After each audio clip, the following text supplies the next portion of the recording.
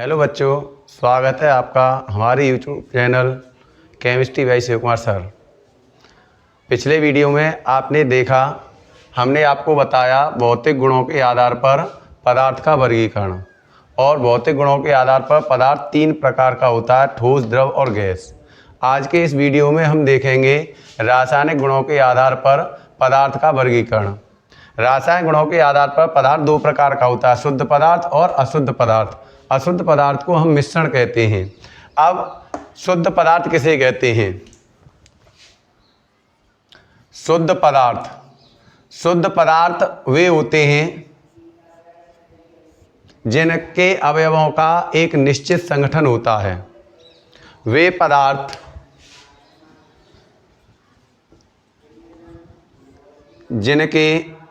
जिनमें अवयवी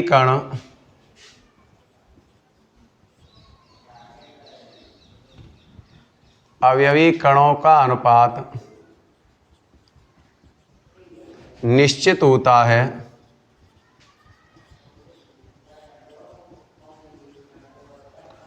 शुद्ध पदार्थ कहलाते हैं।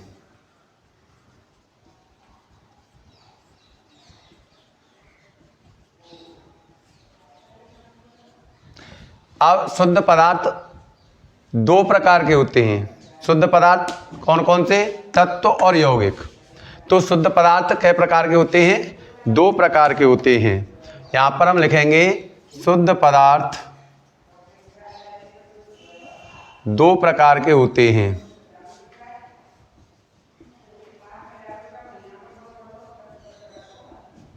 पहला तत्व और दूसरा होता है यौगिक। अब तत्व किसे कहते हैं? तत्व क्या है? समान गुण वाले परमाणुओं का संगठन तत्व कहलाता है। अर्थात वे पदार्थ जिनमें समान गुण वाले परमाणु एकत्रित रहते हैं। जैसे हम लोहे की बात करें, लोहे के इतने बड़े टुकड़े को लें, इतने बड़े टुकड़े को लें, इतने बड़े टुकड़े को लें या इतने बड़े टुकड़े को लें, लोहे में लोहे के ही परमाणुओं से मिला हुआ होता है। लोहा क्या है? लोहे के परमाणुओं से ही बना हुआ होता है। तो उसमें किस प्रकार के परमाणु संगठन है? लोहे के परमाणुओं का संगठन है। अतः तत्व हम क्या कहेंगे? समान गुण वाले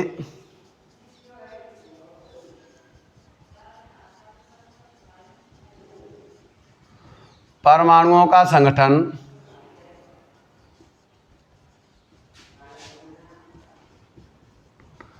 तत्व कहलाता है।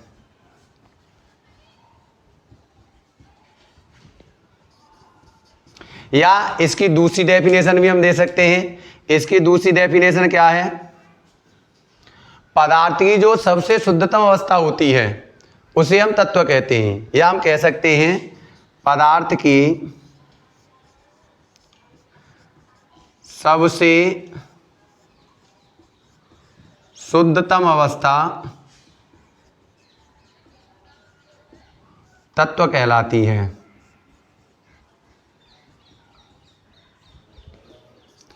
और आपको मालूम है कि अभी तक हमें 1 से 18 तत्व ज्ञात हो चुके हैं, जिनका अध्ययन हम आगे टॉपिक में करेंगे।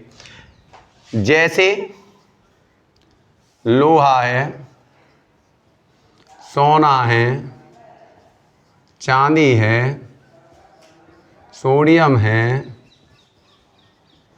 कैल्शियम है, हाइड्रोजन है, ऑक्सीजन है, नाइट्रोजन है, पीवी है आदि। ये 1 से 18 तत्व अभी तक ज्ञात हो चुके हैं। अब इन तत्वों का भी जो वर्गीकरण है, तत्वों को हम पुनः 3 भाग में तत्वों का वर्गीकरण करते हैं। एक धातु, एक अधातु और एक उपधातु। अब तत्वों के वर्गीकरण के बारे में हम जानकारी प्राप्त लेंगे। धातु कैसी होती हैं, अधातु कैसी होती हैं और उपधातु कैसी होती हैं। किन्हें हम धातु कहते हैं, किस प्रकार के तत्वों को अधातु कहते हैं और किस प्रकार के परमाणु जो उपधातु कहलाते हैं। अब धातु क्या है? धातु वे तत्व जो इलेक्ट्रॉन त्याग करके धनात्मक बनाते हैं क्या कहलाते हैं? धातु कहलाते हैं। वे तत्व जो इलेक्ट्रॉन त्याग कर धनात्मक बनाते हैं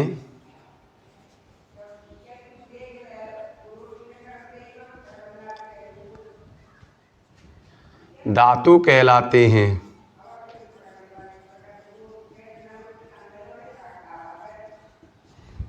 जैसे सोडियम है, कैल्शियम है, मैग्नीशियम है, लिथियम है, Ag है, कॉपर है, Au है, Pt है, ये सभी धातु कहलाती हैं। अब ये धातु इलेक्ट्रॉन दान क्यों करती हैं? क्या कारण है? हम कैसे पता लगाएंगे कि ये धातु है, ये अधातु है, ये उपधातु है? इस पर हम अलग से एक वीडियो बनाएंगे, धातु, अधातु और उपधातु, जिसमें हम धातु, अधातु, उपधातु का विस्तार पूर्वक वर्णन करेंगे। अब अधातु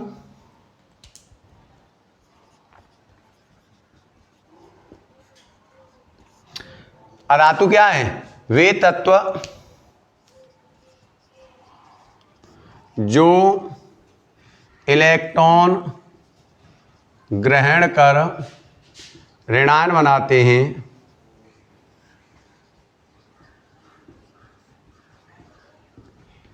अधातु कहलाते हैं।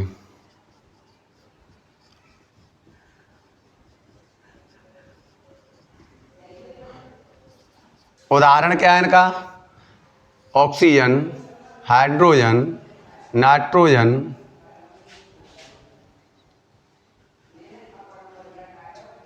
फ्लोरीन, क्लोरीन, ब्रोमीन, आयोडीन, ये सभी क्या हैं?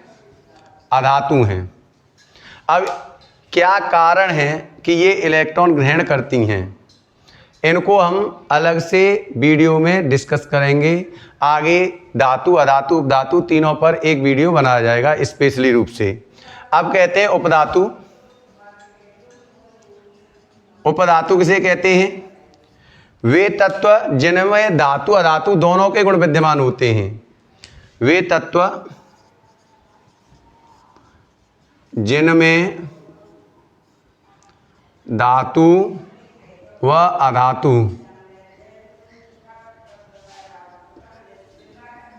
दोनों के गुण उपस्थित होते हैं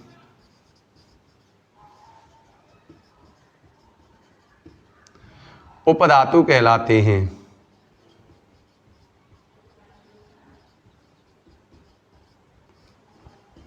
उपधातु कहलाते हैं। जैसे आपका आर्सेनिक है, एंटीमनी है, जर्मेनियम है आदि। ये क्या है? उपधातु क्या है? कभी इलेक्ट्रॉन त्याग करके धनात्मक बना लेते हैं, कभी इलेक्ट्रॉन ग्रहण करके ऋणात्मक बना लेते हैं। अर्थात इनमें धातुओं के भी गुण होते हैं और अधातुओं के गुण भी होते हैं। इस प्रकार जो शुद्ध पदार्थ है वो दो भागों में बटा हुआ है, तत्व और यौगिक, और जो तत्व है वो तीन भागों में, धातु, अधातु और उपधातुओं में बटा हुआ है। अब हम डिस्कशन करेंगे शुद्ध पदार्थ के दूसरे भाग पर। शुद्ध पदार्थ का दूसरा भाग है यौगिक। यौगिक क्या है? अब हम इस पर डिस्कशन करेंगे। यौगिक क्या है? यौगिक देखिए, जो तत्व था ये क्या था? पदार्थ की शुद्धतम अवस्था थी। यौगिक क्या है? जब ये दो तत्व आपस में किसी निश्चित अनुपात में मिलाए जाते हैं।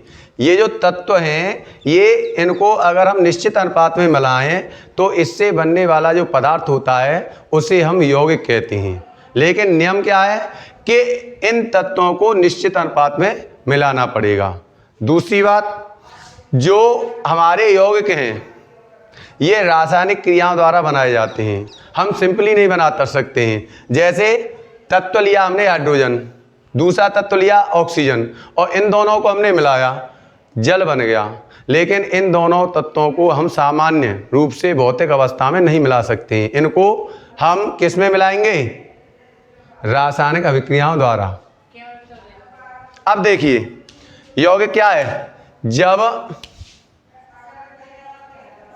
दो या दो से अधिक तत्वों को एक निश्चित अनुपात में मिलाया जाता है तो प्राप्त पदार्थ यौगिक कहलाता है, यौगिक कहलाता है। अब देखिए हमारा उदाहरण हम दें, हमने क्या किया, नाइट्रोजन ली और क्या ले लिया, हाइड्रोजन ले ली। लेकिन हमने एक अणु नाइट्रोजन का लिया और 3 अणु ले लिए हाइड्रोजन के, तो हम अगर इनको रासायनिक क्रिया द्वारा क्रिया कराते हैं तो हमें 2 अणु अमोनिया के प्राप्त हो जाते हैं। अब हमने क्या है, 2 तत्व हैं, कौन कौन से, नाइट्रोजन है, हाइड्रोजन है। दोनों तत्वों को हमने एक निश्चित अनुपात में मिलाया, किस अनुपात में, 1:3 के अनुपात में मिलाया। या हम कह सकते हैं एक अणु हमने नाइट्रोजन का ले लिया, 3 अणु हमने हाइड्रोजन के ले लिए, तो हमें 2 अणु किसके प्राप्त हो गए, अमोनिया के प्राप्त हो गए। दूसरा उदाहरण देखिए, हमने नाइट्रोजन लिया 1 अणु, हमने ऑक्सीजन ले लिया 1 अणु, इन दोनों को अगर हम मिलाएंगे तो हमें NO नाइट्रोजन मोनोऑक्साइड प्राप्त हो जाएगा। एक अणु ले लिया, लेकिन अगर हम नाइट्रोजन का 1 अणु ले लिए, ऑक्सीजन के हमने 2 अणु ले लिए, तो हमें क्या प्राप्त हो जाएगा, NO2 प्राप्त हो जाएगा। कहने का मतलब है अगर हम अनुपात को बदलेंगे तो हमें अलग यौगिक प्राप्त होगा। जब नाइट्रोजन और ऑक्सीजन को हमने 1:1 में लिया तो नाइट्रोजन मोनोऑक्साइड प्राप्त हो गई या नाइट्रिक ऑक्साइड प्राप्त हो गई। जब हम नाइट्रोजन और ऑक्सीजन को 1:2 में लेंगे तो हमें नाइट्रोजन डाइऑक्साइड प्राप्त हो जाएगी। जैसे ही हमारा अनुपात बदला, बनने वाला यौगिक बदल गया या नहीं बदल गया।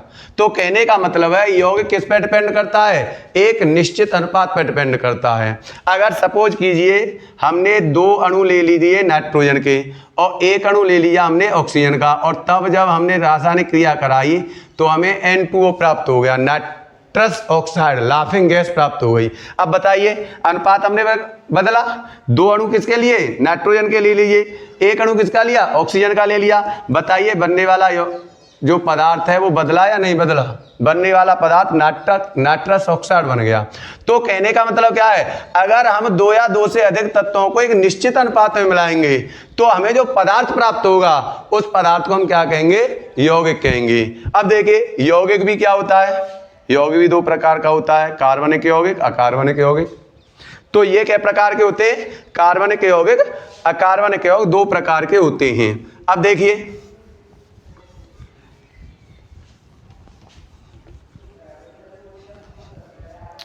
अब कार्बनिक यौगिक क्या है,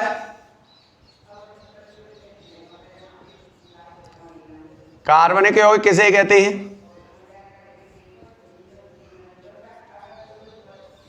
कार्बनिक यौगिक किसे कहते हैं, जब कार्बन और हाइड्रोजन आपस में सहसंयोजी बंध से जुड़े हुए होते हैं, कार्बन और हाइड्रोजन आपस में सहसंयोजी बंध से जुड़े हुए होते हैं, तो जो यौगिक प्राप्त होते हैं वो क्या होते हैं, कार्बनिक यौगिक प्राप्त होते हैं।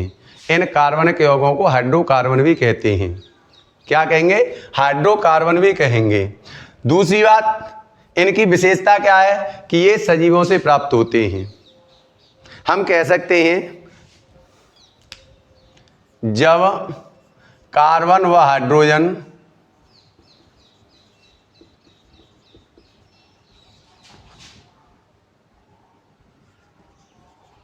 सहसंयोजी बंध से जुड़कर सहसंयोजी योग से जुड़कर पदार्थ का निर्माण करते हैं,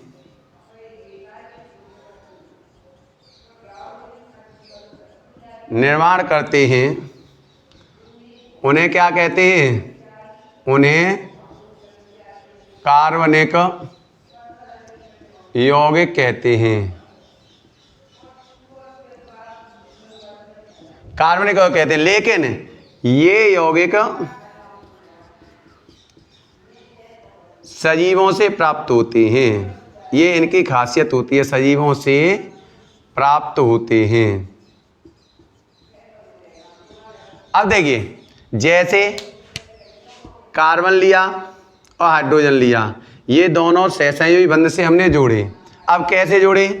कार्बन हमने ले लिया, कार्बन आपस में ले लिया, इसमें एक हाइड्रोजन, एक हाइड्रोजन, एक हाइड्रोजन, एक हाइड्रोजन, एक हाइड्रोजन, एक हाइड्रोजन, ये ले लिया। यानी हमारा क्या बन गया? C2 और H क्या है? 1 2 3 4 5 6 H6। ये क्या हो गया? हाइड्रोकार्बन हो गया। अगर हम सपोज करें यहाँ पर H को मिटा दें और H की जगह पे हम ले लें, क्या ले लें? OH ले लें। सपोज करो क्या ले लिया हमने? OH ले लिया, तो क्या बन जाएगा? C2H5OH। ये क्या बन गया? कार्बनिक यौगिक बन गया। अब ये क्या बन गया? एल्कोहल बन गया। अगर सपोज करो यहाँ पर हमने एल्कोहल को मिटाला और यहाँ पर क्लोरीन परमाणु लगा लिया, क्या बन गया? C2H5Cl। क्या बन गया? क्लोरो एथेन बन गया। क्या बन गया? क्लोरो एथेन या एथिल क्लोराइड बन गया। अब बताइए, जिसमें कार्बन हाइड्रोजन आपस में सहसंयोजी बंध से जुड़े हुए होते हैं, वो क्या कहलाते हैं? कार्बनिक यौगिक कहलाते हैं। लेकिन कार्बनिक यौगिक में कार्बन कार्बन की एक श्रृंखला पाई जाती है। एक कार्बन से एक कार्बन जुड़ा हुआ होगा या एक कार्बन से कई कार्बन जुड़े हुए होते हैं, तो यह श्रृंखला इन कार्बनिक यौगिकों में पाई जाती है। अब दूसरा हो गया अकार्बनिक यौगिक। बहुत बड़ा एक प्रॉब्लम आता है, बहुत से कह देते हैं कि जब कार्बनिक यौगिक सहसंयोजी यौगिक बंध से जुड़ते हैं तो H2CO3, इसमें भी तो कार्बन किससे जुड़ा हुआ है? सहसंयोजी बंध से जुड़ा हुआ है। क्या हो गया? 3 ऑक्सीजन हो गए, 2 हाइड्रोजन हो गए। तो ये कार्बनिक यौगिक क्यों नहीं है? क्या ये कार्बनिक यौगिक है? ये कार्बनिक यौगिक नहीं है। ये कार्बनिक यौगिक क्यों नहीं है? क्योंकि यह हमें सजीवों से प्राप्त नहीं होता है। दूसरी बात, ये जो कार्बोक्सिलिक अम्ल है, ये जो कार्बनिक अम्ल है, ये क्या है? ये कार्बनिक अम्ल अस्थायी है। क्योंकि ये जो कार्बनिक अम्ल है, ये कार्बनिक अम्ल स्वतः ही H2O में और CO2 में टूट जाता है।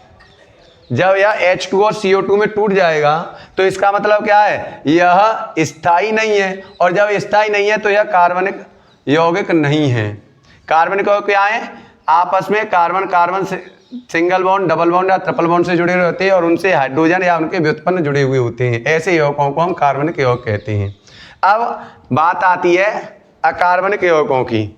अब बात आती है अकार्बनिक यौगिकों की। अकार्बनिक यौगिक किसे कहते हैं? अकार्बनिक यौगिक किसे कहते हैं? हम यहीं पर डालेंगे अकार्बनिक यौगिक। अकार्बनिक यौगिक क्या है? जब C और H, C व H सहसंयोजी बंध से नहीं जुड़े होते हैं। सहसंयोजी बंध से, चलो लिख ही देता हूं,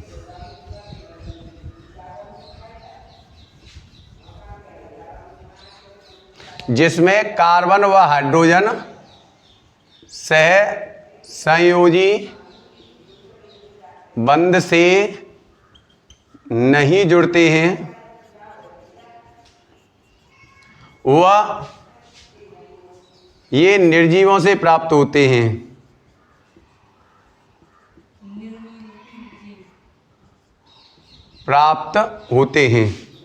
क्या कहलाते हैं?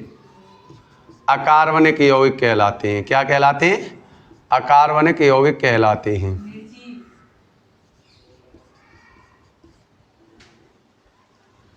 ये गलत लिख गया क्या मैं?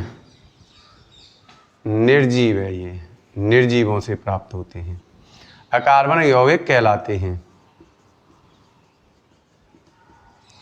Example HCl, H2SO4, Na2CO3, CaCl2, CaCO3 आदि।